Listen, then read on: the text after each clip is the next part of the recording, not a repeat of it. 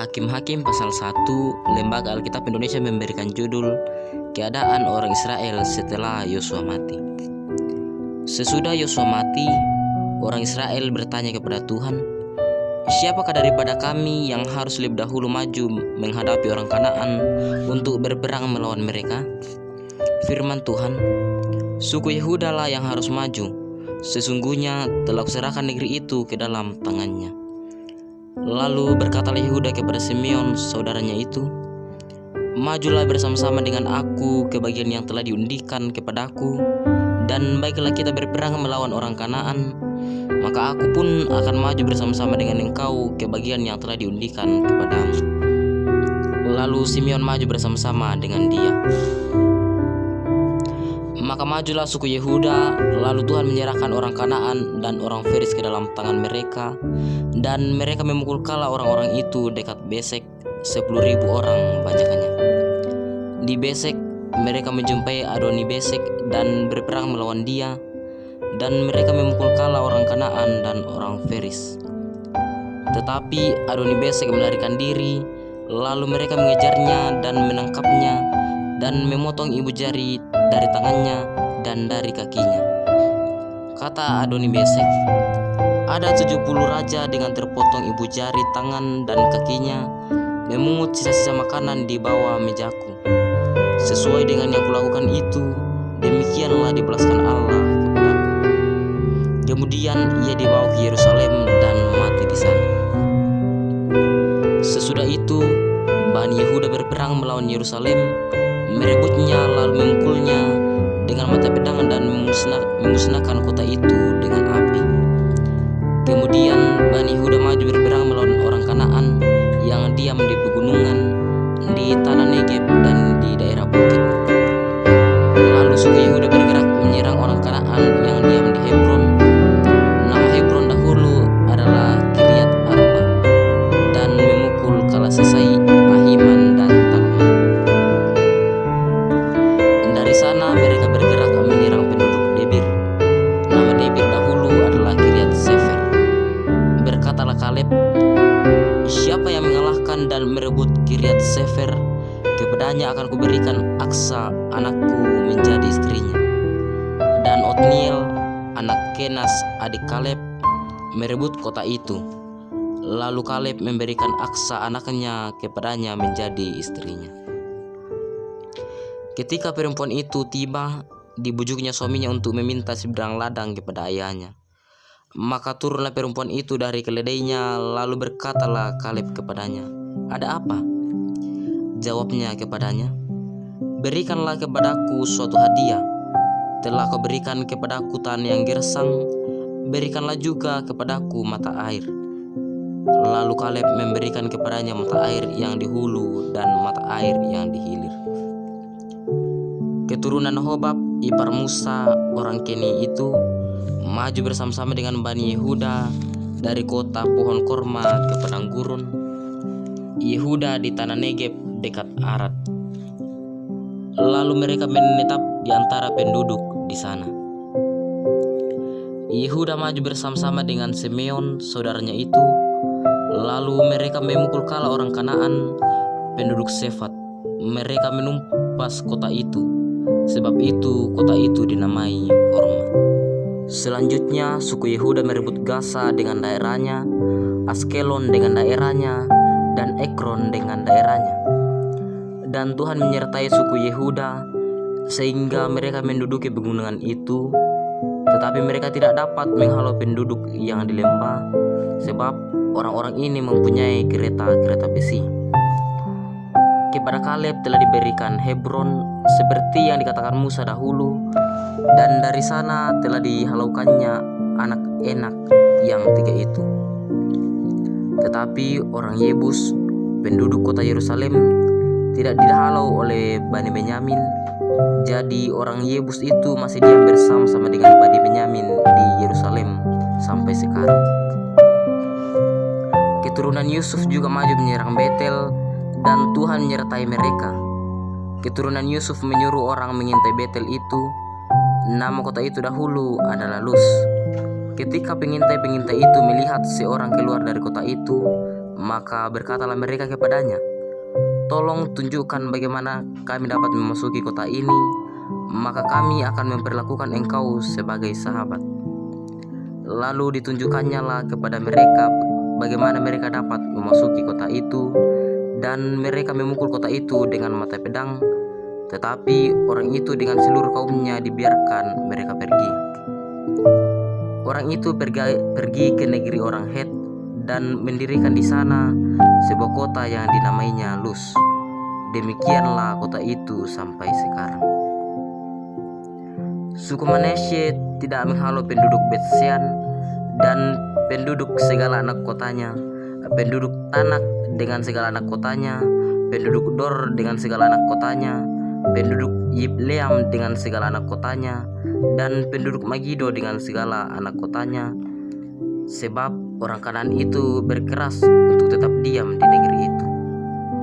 Setelah orang Israel menjadi kuat, mereka membuat orang Kanaan itu menjadi orang Rodi dan tidak menghalau mereka sama sekali.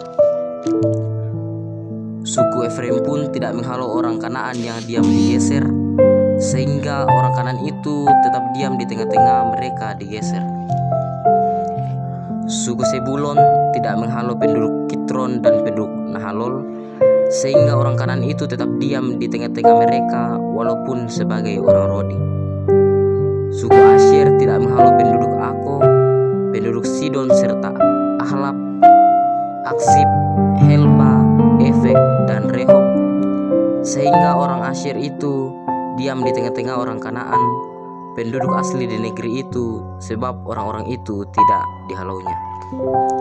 Suku Naftali tidak menghalau penduduk Bet-Semes dan penduduk Bet-Anat, sehingga mereka diam di tengah-tengah orang Kanaan, penduduk asli di negeri itu. Tetapi penduduk Bet-Semes dan Bet-Anat itu menjadi orang Rodi bagi mereka. Orang Amori mendesak Bani dan ke sebelah pegunungan dan tidak membiarkan mereka turun ke lembah, dan orang Amori itu berkeras untuk tetap diam di Har Heres, di Ayalon, dan di Saalbim. Walaupun mereka mendapat tekanan berat dari keturunan Yusuf, sebab mereka menjadi orang Rodi.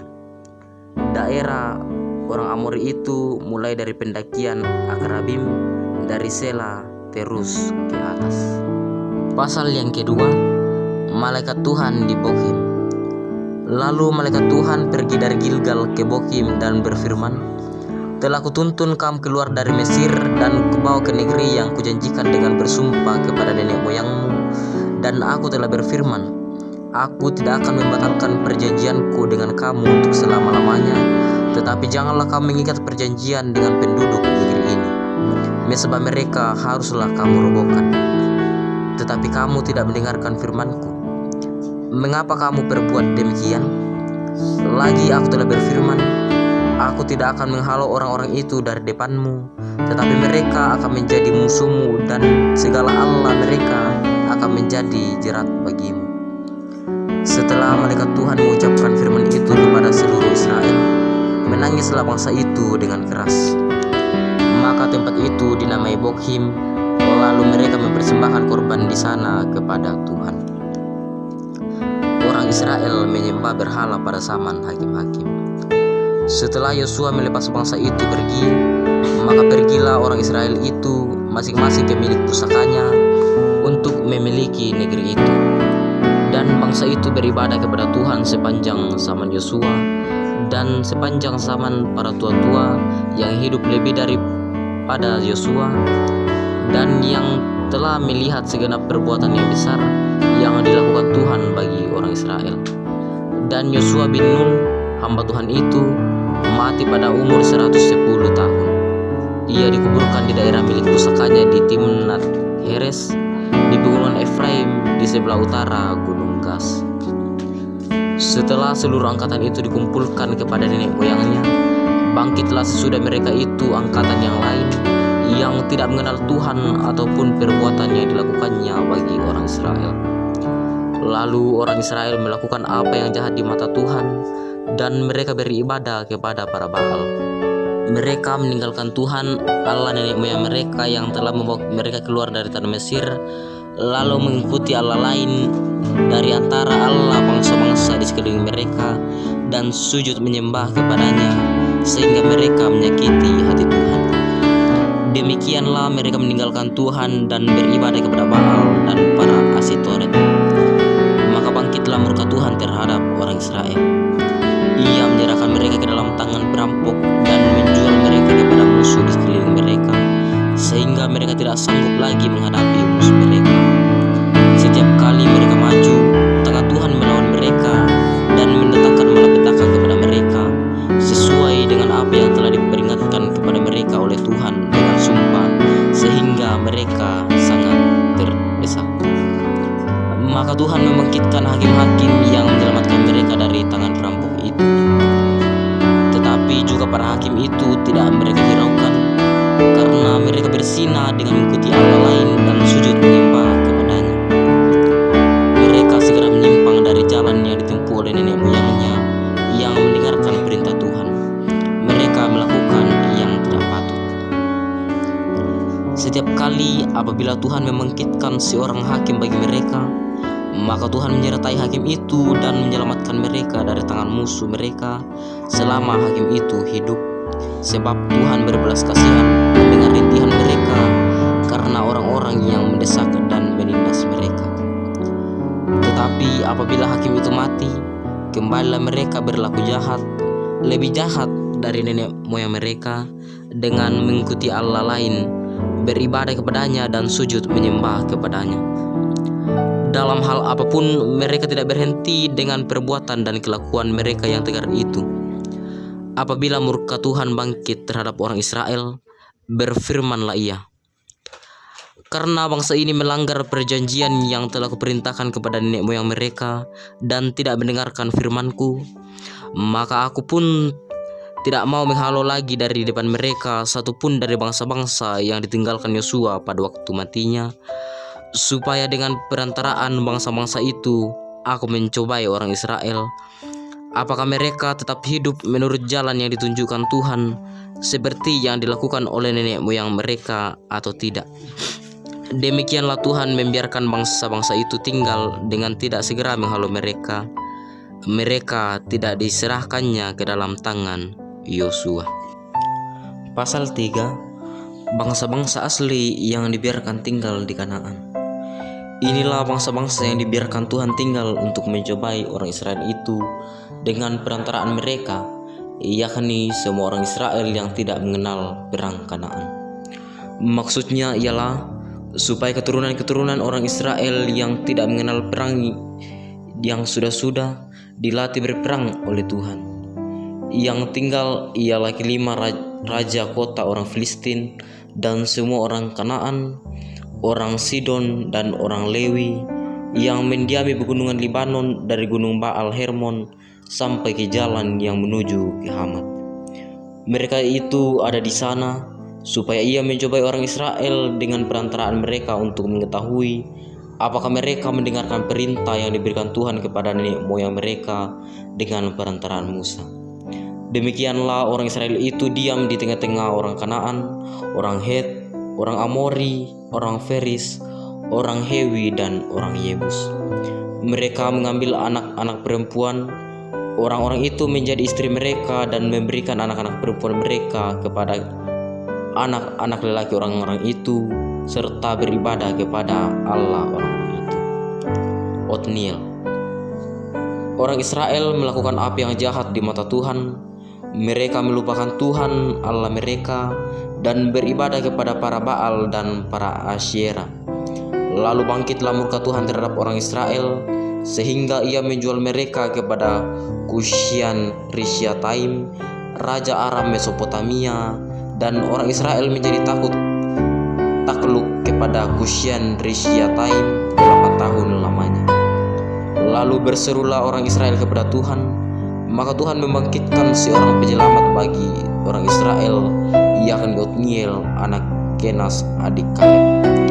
Roh Tuhan menghinggapi dia dan ia menghakimi orang Israel. Ia maju berperang, lalu Tuhan menyerahkan Kusyan Rishyataim raja Aram ke dalam tangannya, sehingga ia mengalahkan Kusyan Rishyataim. Lalu amanlah negeri itu 40 tahun lamanya.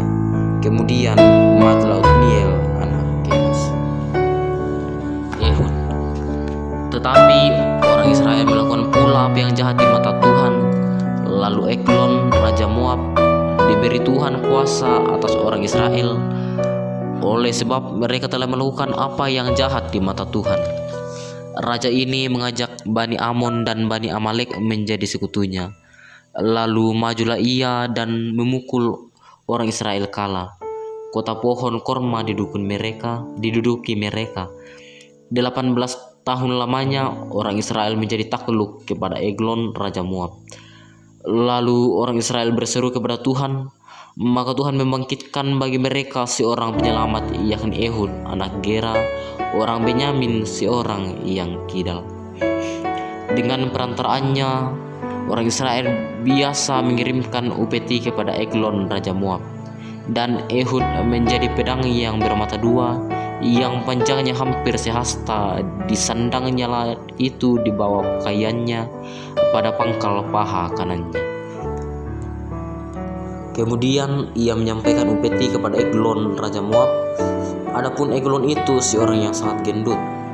Setelah Ehud selesai menyampaikan upeti itu, disuruhnya pembawa-pembawa upeti itu pulang, tetapi ia sendiri berhenti pada batu-batu berpahat yang di dekat Gilgal dan kembali menghadap raja. Berkatalah ia, "Ada pesan rahasia yang kubawa untuk tuanku, ya raja." Kata Eglon, "Diamlah dahulu." Maka semua orang yang berdiri di depannya itu pergi keluar. Lalu Ehud masuk mendapatkan dia, sedang ia duduk sendirian di kamar atas di rumah perangiannya. Berkatalah Ehud, "Ada firman Allah yang kubawa untuk tuanku." Lalu bangunlah ia berdiri dari tempat duduknya. Kemudian Ehud mengulurkan tangan kirinya, dihunusnya pedang itu dari pangkal paha kanannya dan ditikamnya ke perut raja, sehingga hulunya beserta mata pedang itu masuk. Lemak menutupi mata pedang itu, sebab pedang itu tidak dicabutnya dari perut raja. Lalu keluarlah ia melalui pintu belakang. Demikianlah Ehud sampai ke serambi. Pintu kamar atas itu ditutup dan dikuncinya setelah ia keluar. Baru saja ia keluar, datanglah hamba-hamba raja melihat, tetapi pintu kamar atas itu terkunci. Lalu berkatalah mereka, "Tentulah ia membuang air di kamar rumah perangiannya itu." Lalu mereka menunggu-nunggu sampai menjadi bingung, tetapi raja tidak membuka pintu kamar atas itu. Kemudian mereka mengambil kunci, membuka pintu, maka tampaklah tuan mereka mati tergeletak di lantai. Sedang mereka berlambat-lambat, Ehud meloloskan diri. Ia lewat dari batu-batu berpahat dan meloloskan diri ke arah Seira. Setelah ia sampai ke sana, ditiupnya lah sangkakala di pegunungan Efraim. Lalu turunlah orang Israel bersama-sama dengan dia dari pegunungan itu, dan ia sendiri di depan. Berkatalah ia kepada mereka, "Ikutlah aku, sebab Tuhan telah menyerahkan musuhmu, orang-orang Moab itu, ke dalam tanganku." Maka turunlah mereka mengikuti dia. Lalu mereka merebut tempat penyeberangan sungai Yordan ke Moab, dan tidak seorang pun dibiarkan mereka menyeberang. Pada waktu itu mereka menewaskan kira-kira 10.000 orang dari Moab, semuanya orang yang tegap dan tangkas, seorang pun tidak ada yang lolos. Demikianlah pada hari itu Moab ditundukkan oleh Israel, maka amanlah tanah itu 80 tahun lamanya. Samgar. Sesudah dia bangkitlah Samgar bin Anat. Ia menewaskan orang Filistin dengan tongkat penghalau lembu, 600 orang banyaknya. Demikianlah ia juga menyelamatkan orang Israel. Pasal 4. Deborah dan Barak. Setelah Ehud mati, orang Israel melakukan pula apa yang jahat di mata Tuhan. Lalu Tuhan menyerahkan mereka ke dalam tangan Yabin, raja Kanaan, yang memerintah di Hasor. Panglima tentaranya ialah Sisera yang diam di Haroset Hagoyim. Lalu orang Israel berseru kepada Tuhan, sebab Sisera mempunyai 900 kereta besi dan 20 tahun lamanya ia menindas orang Israel dengan keras. Pada waktu itu Deborah, seorang nabia, istri Lapidot, memerintah sebagai hakim atas orang Israel. Ia biasa duduk di bawah pohon korma Deborah antara Rama dan Betel di pegunungan Efraim, dan orang Israel mengharap dia untuk berhakim kepadanya. Ia menyuruh memanggil Barak bin Abinoam dari Kedes di daerah Naftali, lalu berkata kepadanya, "Bukankah Tuhan Allah Israel memerintahkan demikian? Majulah, bergeraklah menuju Gunung Tabor dengan membawa 10.000 orang Bani Naftali dan Bani Zebulon bersama-sama dengan engkau, dan aku akan menggerakkan Sisera, panglima tentara Yabin, dengan kereta-keretanya dan pasukan-pasukannya menuju engkau ke sungai Kison, dan aku akan menyerahkan dia ke dalam tanganmu." Jawab Barak kepada Deborah, "Jika engkau turut maju, aku pun maju. Tetapi jika engkau tidak turut maju, aku pun tidak maju." Kata Deborah, "Baik, aku turut. Hanya engkau tidak akan mendapat kehormatan dalam perjalanan yang engkau lakukan ini, sebab Tuhan akan menyerahkan Sisera ke dalam tangan seorang perempuan." Lalu Deborah bangun berdiri dan pergi bersama-sama dengan Barak ke Kedes. Barak mengerahkan suku Zebulon dan suku Naftali ke Kedes, maka 10.000 orang maju mengikuti dia. Juga Deborah maju bersama-sama dengan dia. Adapun Heber, orang Keni itu, telah memisahkan diri dari suku Keni, dari anak-anak Hobab ipar Musa, dan telah berpindah-pindah memasang kemahnya sampai ke pohon terbantin di Zaanaim yang dekat Kedes. Setelah dikabarkan kepada Sisera bahwa Barak bin Abinoam telah maju ke Gunung Tabor, dikirakannya lah segala keretanya, 900 kereta besi, dan seluruh rakyat yang bersama-sama dengan dia dari Haroset Hagoyim ke sungai Kison. Lalu berkatalah Deborah kepada Barak, "Bersiaplah, sebab inilah harinya Tuhan menyerahkan Sisera ke dalam tangan. Bukankah Tuhan telah maju di depan engkau?" Lalu turunlah Barak dari Gunung Tabor dan 10.000 orang yang mengikuti dia, dan Tuhan mengacaukan Sisera serta segala keretanya dan seluruh tentaranya oleh mata pedang di depan Barak, sehingga Sisera turun dari keretanya dan melarikan diri dengan berjalan kaki. Lalu Barak mengejar kereta-kereta dan tentara itu sampai ke Haroset Hagoyim, dan seluruh tentara Sisera tewas oleh mata pedang. Tidak ada seorang pun yang tinggal hidup. Tetapi Sisera dengan berjalan kaki melarikan diri ke tanah Yael, istri Heber, orang Keni itu, sebab ada perhubungan baik antara Yabim, Raja Hasor, dengan keluarga Heber, orang Keni itu. Yael itu pun keluar mendapatkan Sisera dan berkata kepadanya, "Singgahlah tuanku, silakan masuk, jangan takut." Lalu singgahlah ia ke dalam kemah perempuan itu, dan perempuan itu menutup dia dengan selimut. Kemudian berkatalah ia kepada perempuan itu, "Berilah kiranya aku minum air sedikit, aku haus." Lalu perempuan itu membuka kirbat susu. Diberinyalah dia minum dan diselimutinya pula. Lagi katanya kepada perempuan itu, "Berdirilah di depan pintu kemah, dan apabila ada orang datang dan bertanya kepadamu, 'Ada orang di sini?' maka jawablah, 'Tidak ada.'" Tetapi Yael, istri Heber, mengambil patok kemah, diambilnya pula palu, mendekatinya diam-diam, lalu diletakkannya lah patok itu masuk ke dalam pelipisnya sampai tembus ke tanah. Sebab ia telah tidur nyenyak karena lelahnya, maka matilah orang itu. Pada waktu itu muncullah Barak yang mengejar Sisera. Keluarlah Yael mendapatkan dia dan berkata kepadanya, "Mari, aku akan menunjukkan kepadamu orang yang kau cari itu." Lalu masuklah Barak ke dalam, dan tampaklah Sisera mati tergeletak dengan patok dalam pelipisnya. Demikianlah Allah pada hari itu menundukkan Yabin, raja Kanaan, di depan orang Israel. Dan kekuasaan orang Israel kian keras menekan Yabin, raja Kanaan, sampai mereka melenyapkan Yabin, raja Kanaan itu. Pasal 5. Nyanyian Deborah. Pada hari itu bernyanyilah Deborah dan Barak bin Abinoam demikian. Karena pahlawan-pahlawan Israel siap berperang, karena bangsa itu menawarkan dirinya dengan sukarela, pujilah Tuhan. Dengarlah ya raja-raja, pasanglah telingamu ya pemuka-pemuka. Kalau aku mau bernyanyi bagi Tuhan, bermazmur bagi Tuhan Allah Israel.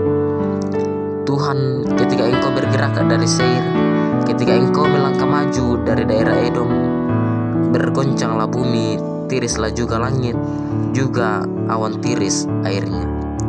Gunung-gunung yakni Sinai bergoyang di hadapan Tuhan Allah Israel. Dalam zaman Zamgar bin Anat, dalam zaman Yael, kafilah tidak ada lagi, dan orang-orang yang dalam perjalanan terpaksa menempuh jalan yang berbelit-belit. Penduduk pedusunan diam-diam saja di Israel. Ya, mereka diam-diam sampai engkau bangkit, Deborah, bangkit sebagai ibu di Israel. Ketika orang memilih Allah baru, maka terjadilah perang di pintu gerbang. Sesungguhnya perisai ataupun tombak tidak terlihat di antara 40.000 orang di Israel. Hatiku tertuju kepada para panglima Israel, kepada mereka yang menawarkan dirinya dengan sukarela di antara bangsa itu. Pujilah Tuhan.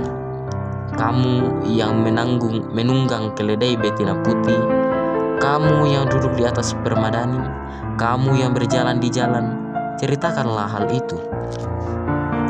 Di tempat-tempat penimbahan air, menurut suara orang-orang yang berdendang, di sanalah orang menyanyikan perbuatan Tuhan yang adil, perbuatannya yang adil terhadap orang-orangnya di pedusunan di Israel. Pada waktu itu turunlah umat Tuhan ke pintu gerbang. Bangunlah, bangunlah Deborah, bangunlah, nyanyikanlah suatu nyanyian. Bangkitlah Barak dan giringlah tawananmu, hai anak Abinoam. Lalu turunlah para bangsawan yang terluput, umat Tuhan turun baginya sebagai pahlawan.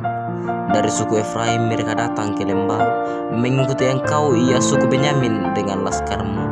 Dari suku Makir turunlah para panglima, dan dari suku Zebulon orang-orang pembawa tongkat pengira. Juga para pemimpin suku Sakhar menyertai Deborah, dan seperti Sakhar demikianlah Naftali menyertai Barak. Mereka menyusul dia dan menyerbu masuk lembah. Tetapi pihak pasukan-pasukan suku Ruben ada banyak pertimbangan. Mengapa engkau tinggal duduk di antara kandang-kandang sambil mendengarkan seruling pemanggil kawanan? Di pihak pasukan-pasukan suku Ruben ada banyak pertimbangan. Orang Gilead tinggal diam di seberang sungai Yordan, dan suku Dan, mengapa mereka tinggal dekat kapal-kapal? Suku Asher duduk di tepi pantai laut, tinggal diam di teluk-teluknya. Tetapi suku Sebulon ialah bangsa yang berani mempertaruhkan nyawanya. Demikian juga suku Naftali di tempat-tempat tinggi di padang. Raja-raja datang dan berperang. Pada waktu itu raja-raja Kanaan berperang dekat Tanak pada mata air di Magido, tetapi perak sebagai rampasan tidak diperoleh mereka. Dari langit berperang bintang-bintang, dari peredarannya mereka memerangi Sisera. Sungai Kison menghanyutkan musuh. Kison, sungai yang terkenal dari dahulu kala itu. Majulah sekuat tenaga, hai jiwaku.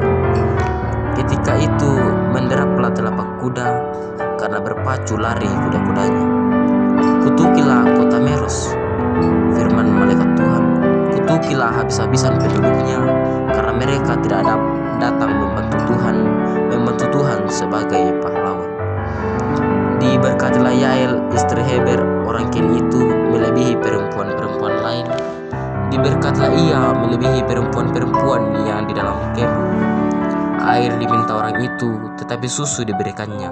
Dalam cawan yang indah disuguhkannya dadi.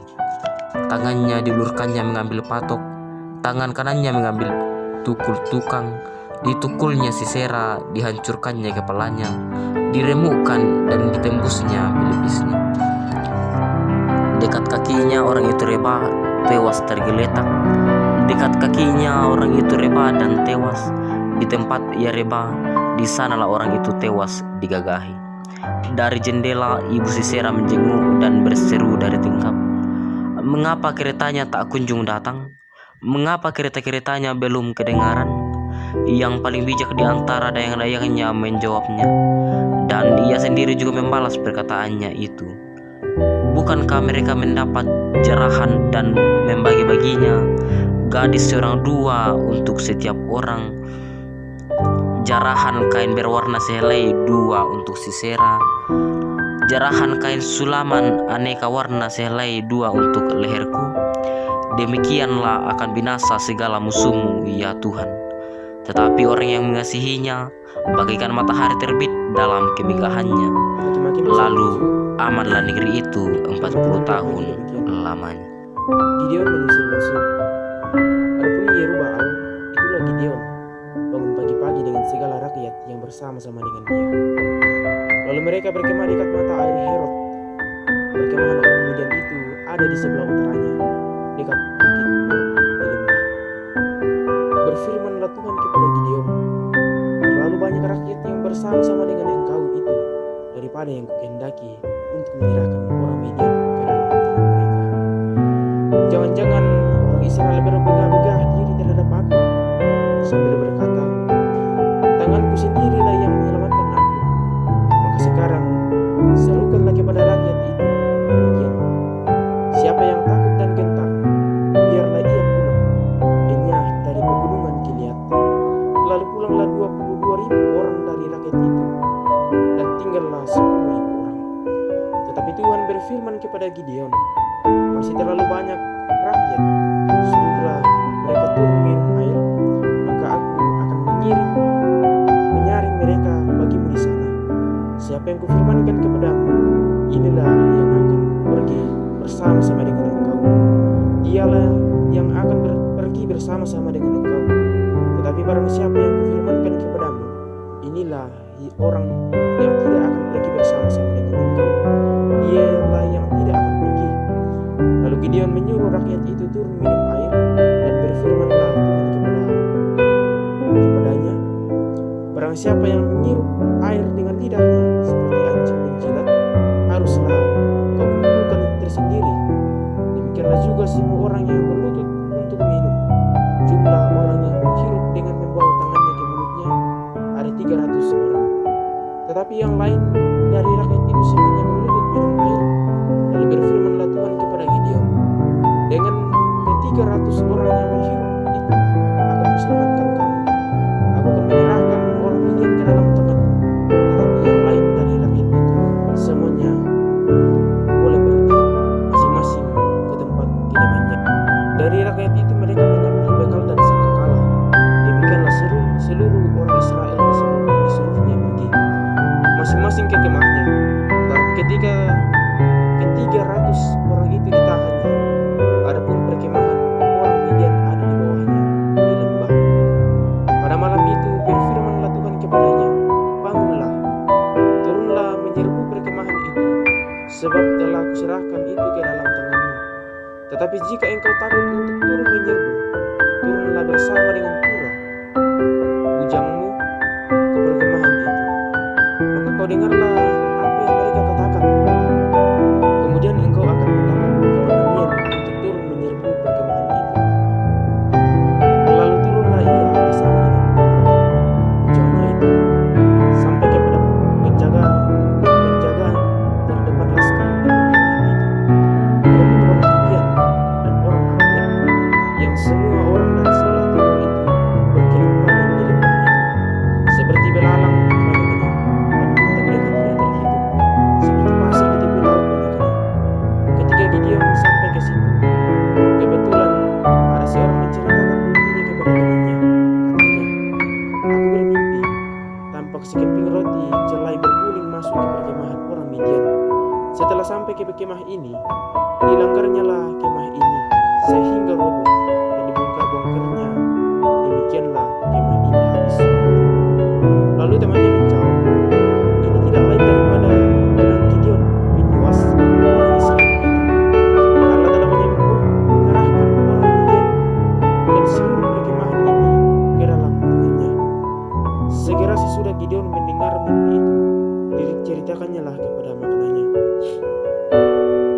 Setelah ia menyembah, kemudian pulanglah ia ke perkemahan orang Israel, lalu berkata, "Bangunlah, sebab Tuhan telah menyerahkan perkemahan orang Midian ke dalam tanganmu." Sesudah itu, dibagikannya lah ke 300 orang itu ke dalam 3 pasukan, dan ke tangan mereka semuanya diberi sangkakala dan buyung kosong dengan sulu di dalam buyung itu. Dan berkatalah ia kepada mereka, "Perhatikanlah aku dan lakukanlah seperti yang kulakukan. Maka apabila aku sampai ke ujung perkemahan itu, haruslah kamu lakukan seperti yang kulakukan. Apabila aku dan semua orang yang bersama dengan aku meniup sangkakala, maka haruslah kamu juga meniup sangkakala sekeliling seluruh perkemahan itu dan berseru, demi Tuhan dan demi Gideon." Kenapa tidak ada suaranya? Iya kah?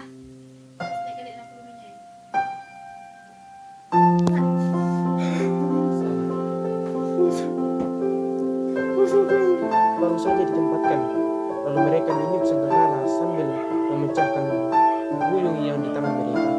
Demikianlah ketiga pasukan itu bersama-sama meniup sangkakala dan memecahkan buyung dengan memegang obor di tangan kirinya, dan sangkakala itu ditiup kanannya untuk ditiup serta berseru, "Pedang demi Tuhan dan demi Gideon." Sementara itu tinggallah mereka berdiri masing-masing di tempatnya sekeliling perkemahan itu. Tetapi seluruh tentara musuh menjadi kacau berlaut, berteriak-teriak dan melarikan diri. Sedang ke-300 orang itu meniup sangkakala.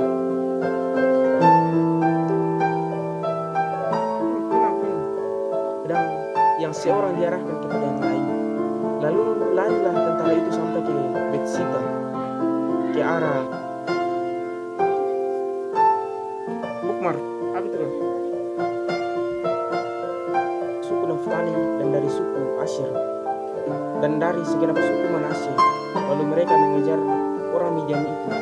Gideon menyuruh juga orang ke seluruh pegunungan Efraim dengan pesan, "Turunlah menghadapi orang Midian dan dudukilah segala batang air sampai ke Bet-bara dan juga sungai Yordan." Maka semua orang Efraim dikerahkan, lalu mereka menduduki segala batang air sampai ke Bet-bara juga sungai Yordan. Mereka berhasil melawan 202 raja Midian, yakni Oreb dan Zeb. Orang dibunuh di gunung batu Oreb. Pasal 8.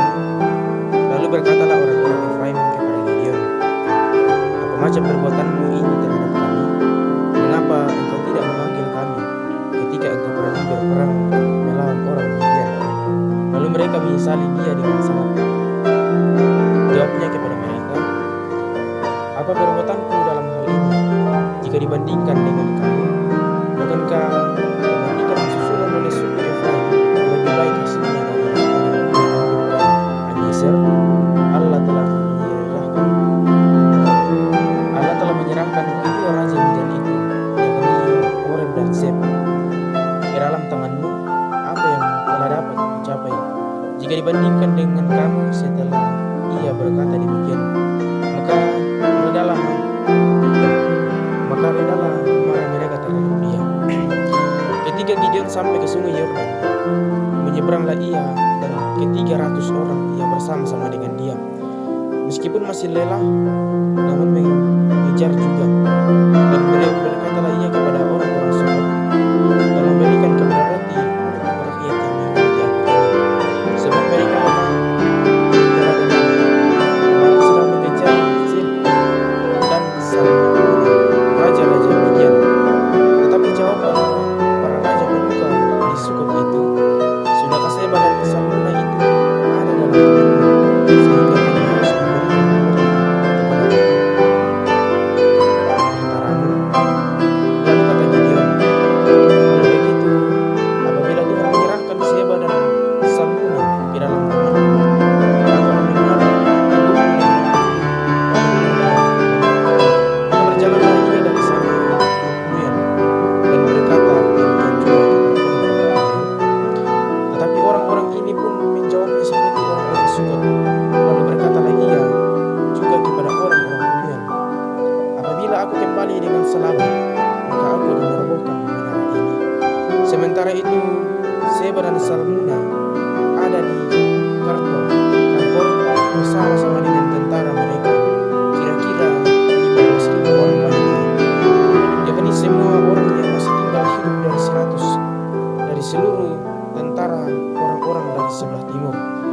Kebanyakannya yang tewas ada 120.000 orang yang bersenjatakan pedang.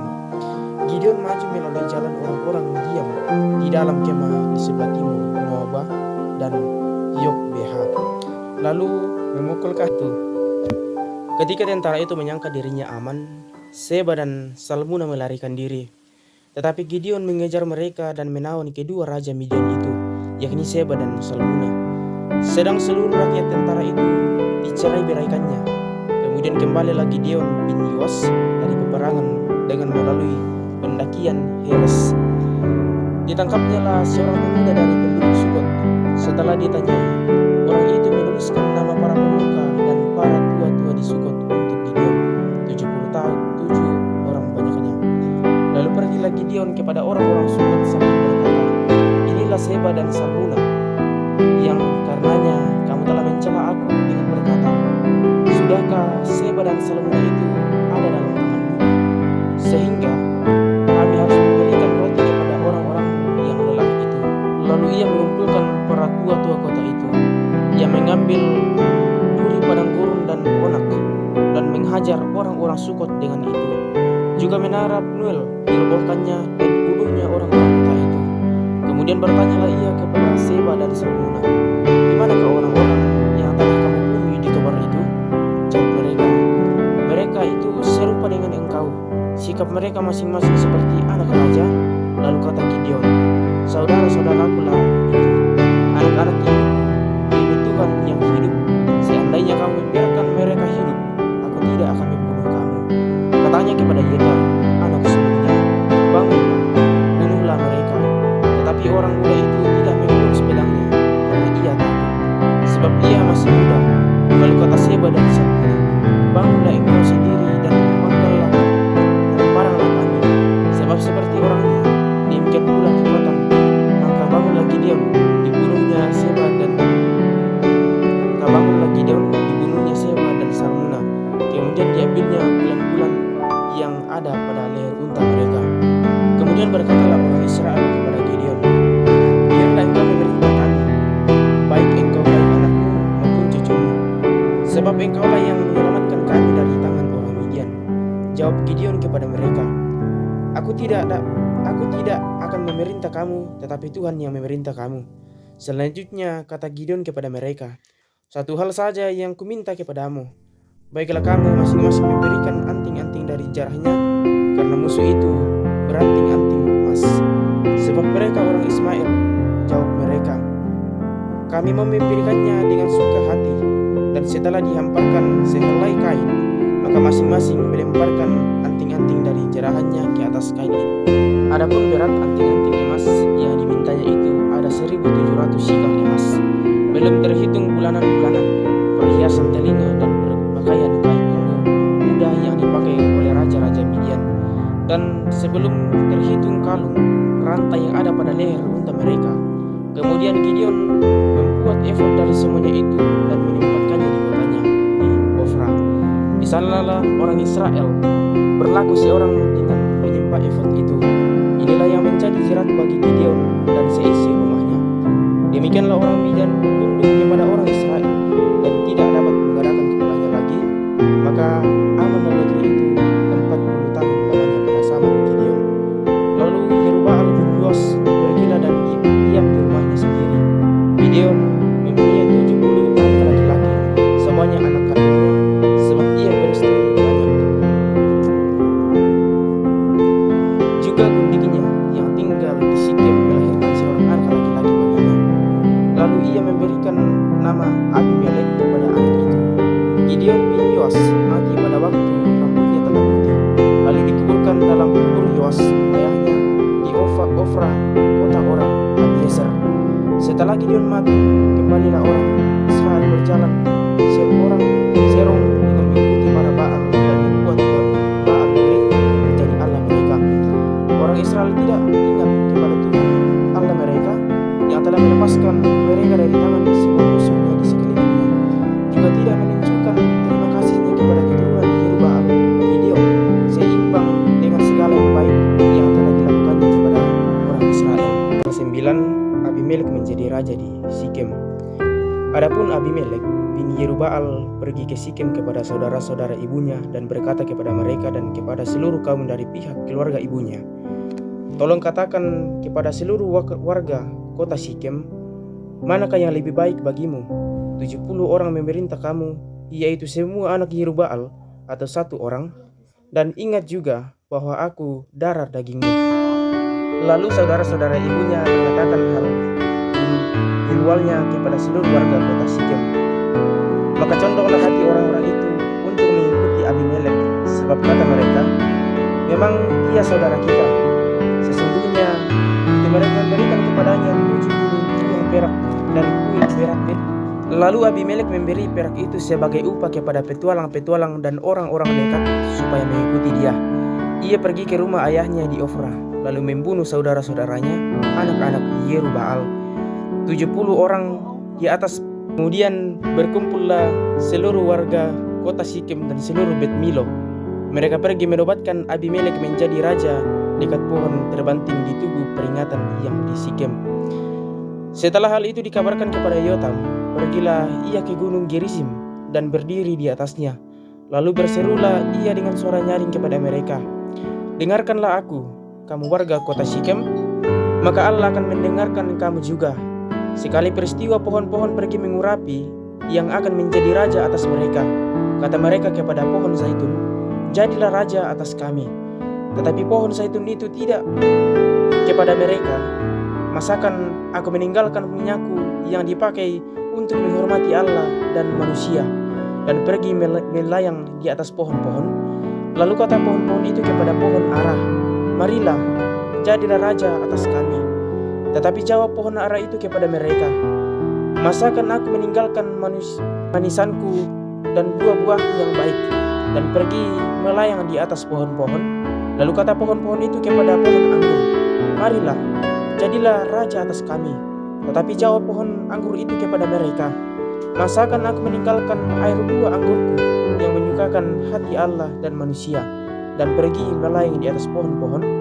Lalu kata segala pohon itu kepada semak duri, 'Marilah, jadilah raja atas kami.' Jawab semak duri itu kepada pohon-pohon itu, 'Jika kamu sungguh-sungguh mau mengurapi aku menjadi raja atas kamu, datanglah berlindung di bawah naunganku. Tapi jika tidak, biarlah api keluar dari semak duri dan menanamkan habis pohon-pohon atas yang di gunung di bawah.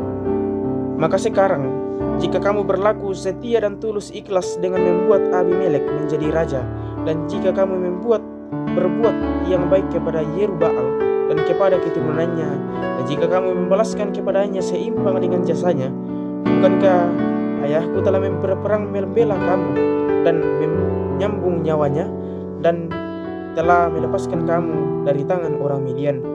Padahal kamu sekarang memberontak terhadap keturunan ayahku dan membunuh anak-anaknya, 70 orang banyaknya, di atas satu batu, serta membuat Abimelek anak seorang budaknya perempuan menjadi raja atas warga kota Sikem, karena ia saudaramu.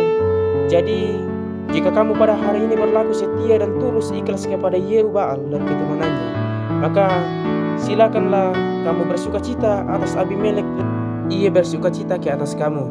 Tetapi jika tidak demikian, maka biarlah api keluar daripada Abimelek dan memakan habis warga kota Sikem dan juga Bet Milo. Dan biarlah api keluar daripada warga kota Sikem dan juga dari Bet Milo dan memakan habis Abimelek. Kemudian larilah Yotam, ia melarikan diri ke Ber dan tinggal di sana karena takut kepada Abimelek saudaranya itu.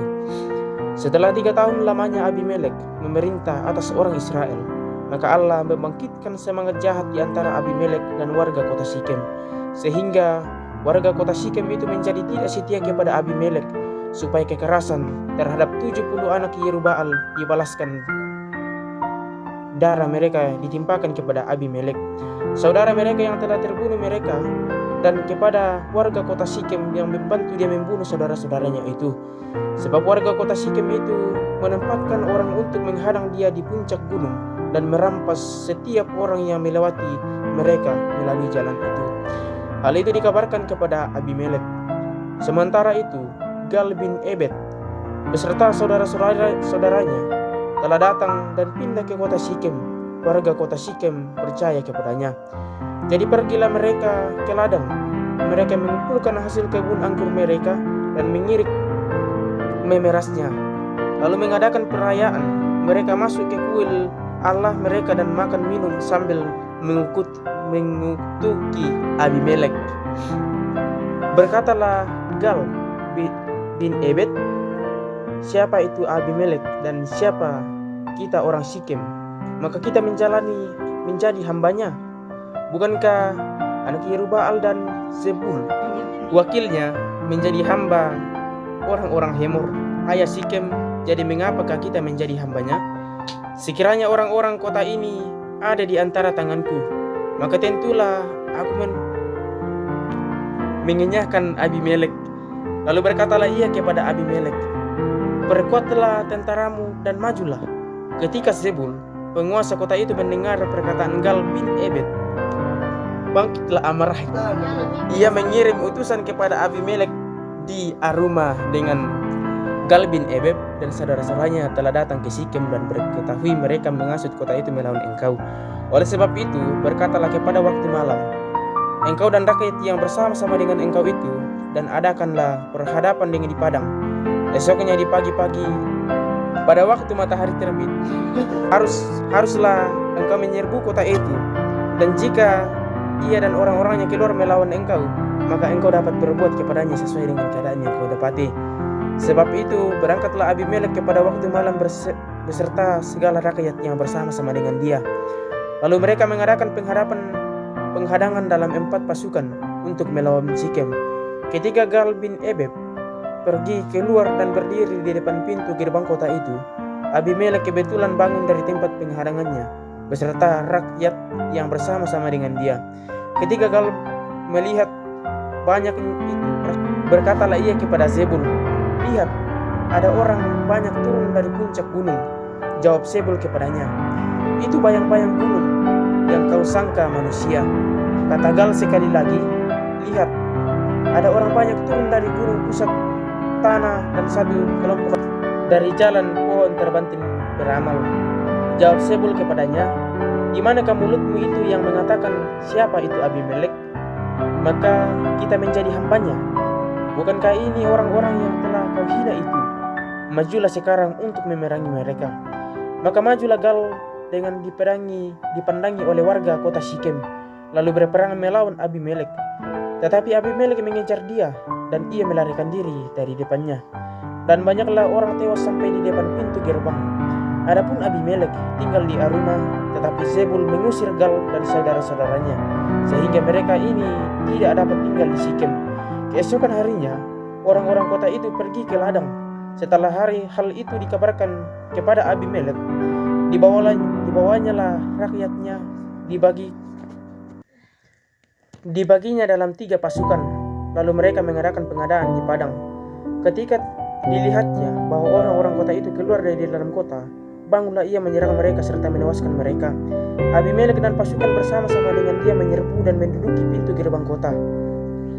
Sedang kedua pasukan itu menyerbu dan menewaskan semua orang yang ada di padang. Sehari-harian itu Abimelek berperang melawan kota itu.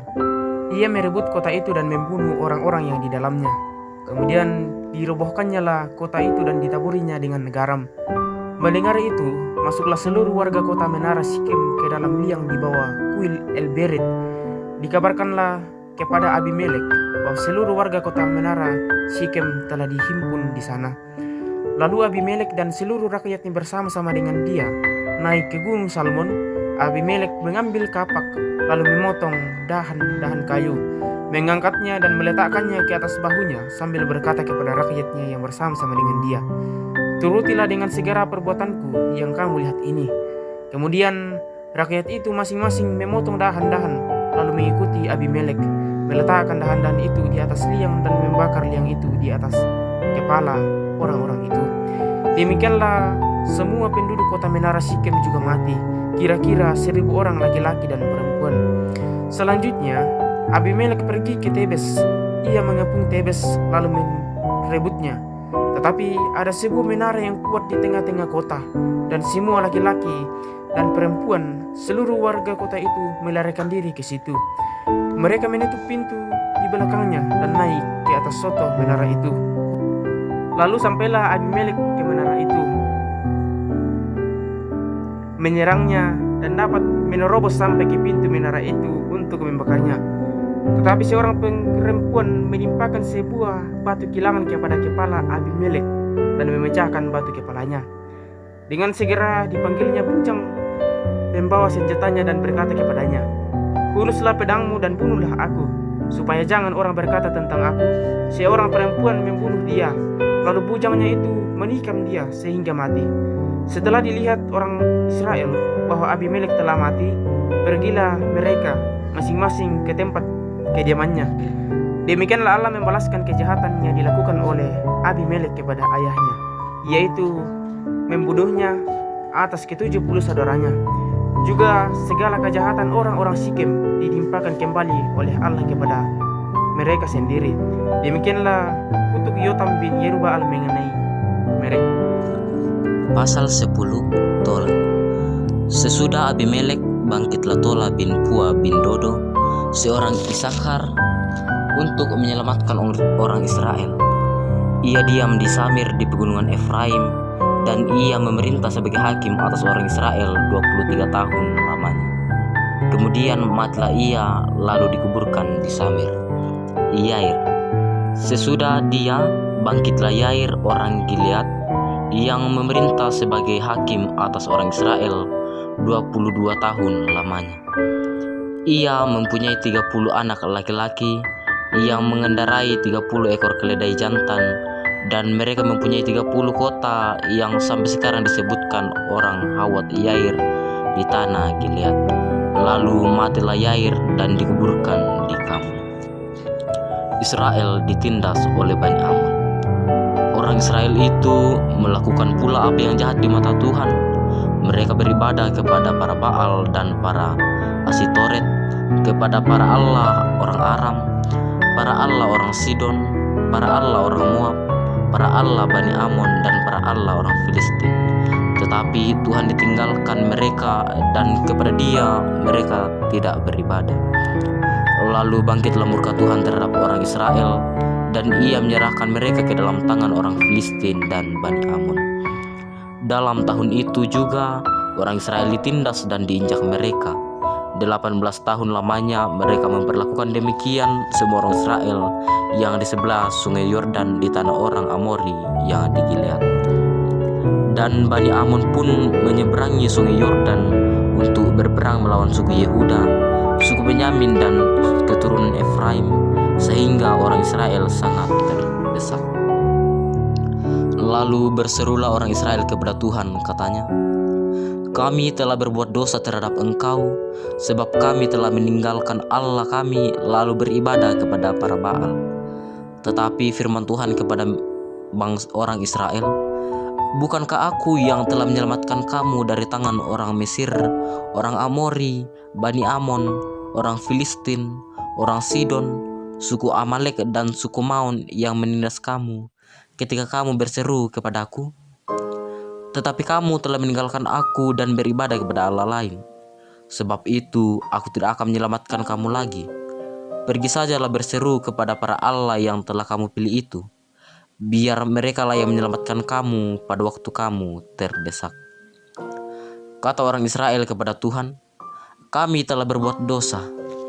Lakukanlah kepada kami segala yang baik di matamu. Maka tolonglah kiranya kami sekarang ini." Dan mereka menjauhkan para Allah asing dari tengah-tengah mereka. Lalu mereka beribadah kepada Tuhan. Maka Tuhan tidak dapat lagi menahan hatinya melihat kesukaran mereka.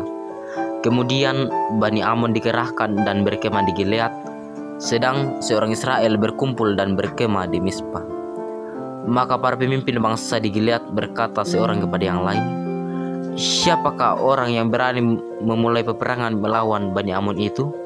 Dialah yang harus menjadi kepala atas seluruh penduduk Gilead."